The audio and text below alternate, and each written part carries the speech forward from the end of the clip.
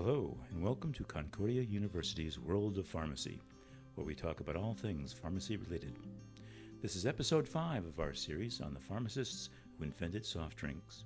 And here we'll talk about Pepsi-Cola. This is the last in our series, and so this soft drink is the latest product of the group. Needless to say, Pepsi is huge, and currently owns Mountain Dew and the Lay family of products. But it all started with a pharmacist in North Carolina, Caleb Bradham.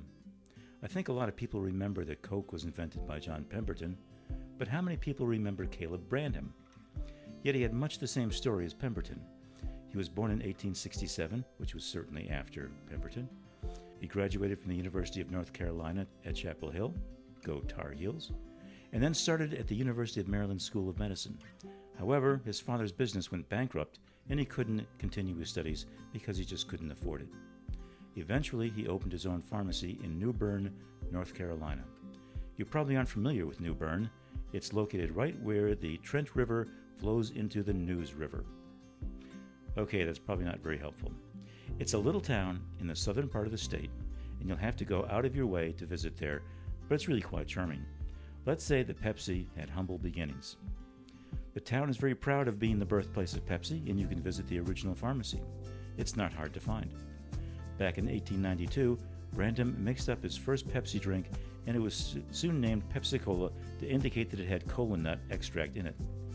The museum has all sorts of exhibits and artifacts in it. The soft drinks that we've talked about in other videos typically have fewer items from their early days, but Pepsi was invented at the end of the 19th century, so the artifacts and reliable information are more numerous, and the information is more reliable. Anyway, Bradham made a good soft drink in his pharmacy and started selling the syrup to others. Did he deliberately make his drink to copy Coke, or did he even know about Coke?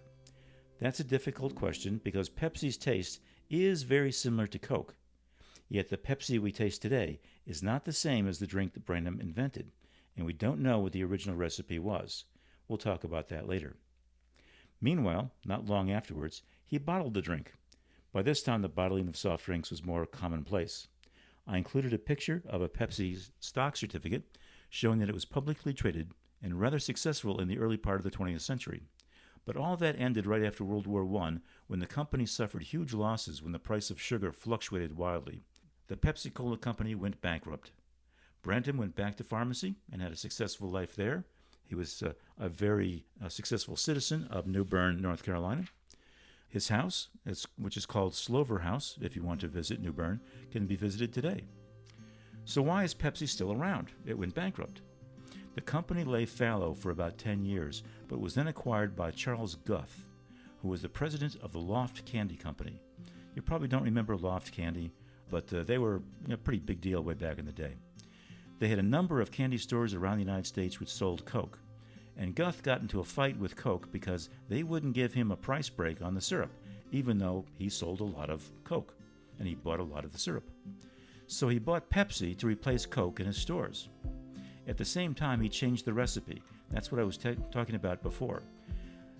I'd bet that he changed it to more closely resemble the Coca-Cola that he wanted to replace. But once again, we really don't know what the original Pepsi tasted like. Whatever it was a hit. But all we can tell you is Coke and Pepsi taste a lot alike. We'll talk about that later too. Guth bought up all the outstanding shares of Pepsi and he ran it for a while, but he went through bankruptcy once again, about 1931. There was a nasty lawsuit between the Luft Company and Guth over ownership. Apparently Mr. Guth used a whole bunch of money from the Luft Company to buy the rights to Pepsi, and that made the Luft Company actually the ones that owned Pepsi, not Mr. Guth. Well, it went through court. He was eventually replaced by a man named Walter Mack, who made the company into a powerhouse. Their logo is almost as well known as Coke's, and in many countries around the world, Pepsi actually outsells Coke. This is the Pepsi logo in Russian. I add this one because of a very funny movie from 1961. It has the odd name of 1, 2, 3. It stars Jimmy Cagney in a great role. It's a comic masterpiece.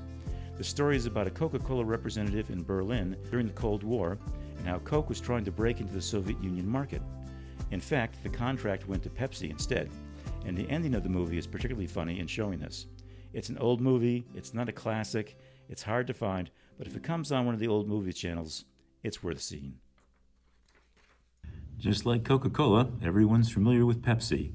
They're famously been fighting the cola wars for years now, probably decades now. They're scrapping for market share every day. There's partisans on both sides. I'm definitely a Coca-Cola fan. That's the one I choose. I've mentioned that before. But there's definitely plenty of partisans that are rooting for Pepsi as well. And when you get right down to it, I'll happily drink a Pepsi as well. I just happen to prefer a Coke over them by a little bit. I will give Pepsi credit for marketing prowess. Their marketing is second to none, I would say, and I base that on the number of campuses that I've been at. I've visited a lot of campuses in my time, and practically every one that I've ever been on is what you would call a Pepsi campus, which is to say that Pepsi has a contract with the campus so that only Pepsi can be sold there, not Coke or not any other cola drink.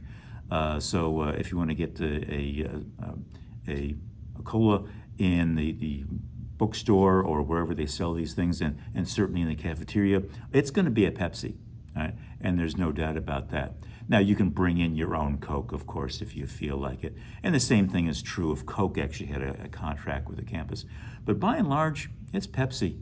That's a pretty smart marketing ploy. Is ploy the right word? Yeah, fine, ploy. Because it builds customer loyalty that way. You get used to drinking Pepsi for 4 years, and maybe you drink it for the rest of your life. But enough about that. I do say that as a Coke fan, having to go to a Pepsi campus kind of irks me. Yeah, I'd like to go down to the machine and get a Coke every now and then, and I can't. It irks me so much that I've complained about this bitterly to my boss, who has told me, get out of my office. So I don't think that's going to change anytime too soon. Well, that's life. I guess I just have to go out to the local store here and get one instead. But we're here for a taste test, so let's get right along with it. Here we are. We have the good old Pepsi symbol. I've already broken into this one, as you can see. I got thirsty before. What the heck. So I will say that I like their logo. I like the red, white, and blue. Yeah, I'm a patriotic guy, so I like this. But let's get to the taste test on Pepsi and see what it's like. All right. First of all, you'll note the color on this, and it is definitely a cola drink, no doubt about that. So what does it taste like?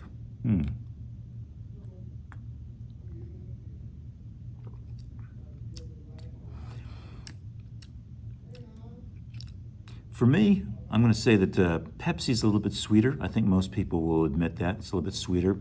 It does seem to have a little bit of a lemon edge to it. I'm going to guess there's a little bit of lemon in there that gives it just a slightly different flavor. But aside from that, it's very, very close to Coke. And for that reason, I suppose they're interchangeable. If you're going to give me a test side by side and say which one's the Coke and which one's the Pepsi, I can do that. That's no problem at all. So as I say, I prefer the Coke, but Pepsi does make a tasty beverage, and I will happily finish this one as soon as I'm off camera. That's refreshing. Again, it's cold, it's wet, it's an improvement over water. It's got caffeine in there, so for the days when you just need a little boost, frankly, I drink this stuff whenever I'm having a bad allergy day, and the caffeine does give me a little boost out of that kind of allergy doldrums and sort of thing. It's very good for that. So I like it.